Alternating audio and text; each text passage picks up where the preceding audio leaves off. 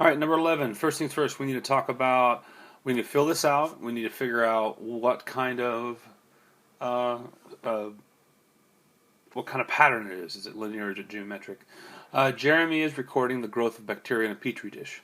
He places 13 in a dish, and notice the number tripled every hour.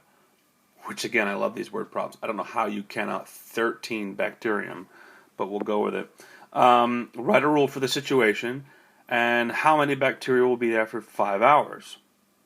Okay, so at time 0, so X is measuring the time, and Y is measuring the number of bacteria.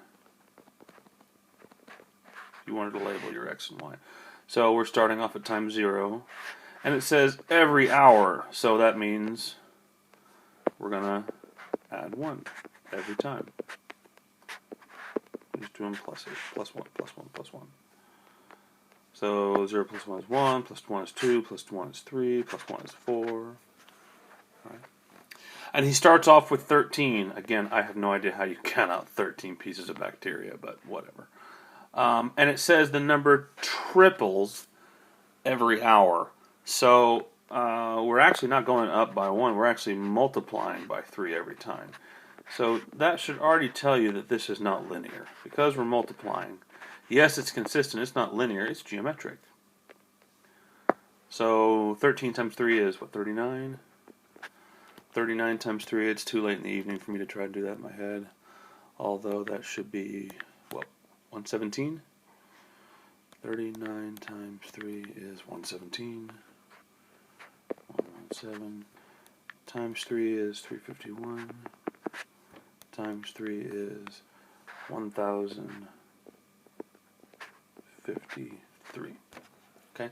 After 4 hours, that's how much bacteria he's got. How many bacteriums he has. So we don't really need to find the slope. We've already got the rate of change.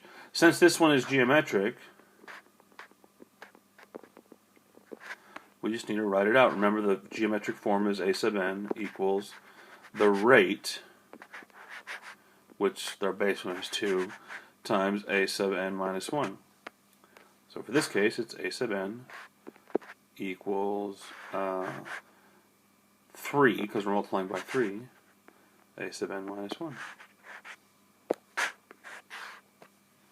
And the question asks how many bacteria will be there after 5 hours. Well, if I want to know if a sub n is 5, it's 3 times whatever we have in 4. Well, not 5. I wrote that wrong. It's a sub 5. I need to know 3 times a sub 4. Well, a sub 4 is 1053. So let's bring up my phone once again. 1053 times 3 is 13 sub 5 equals 3159. That's how many bacteria he's got. Alright, and then it says, what does the slope mean in this situation? Which the slope in this point is not linear. Because it's geometric, it's not a straight line. It's something more like this. Alright, but there's still slope to that. Alright, so in this case, the slope is how fast the bacteria grows.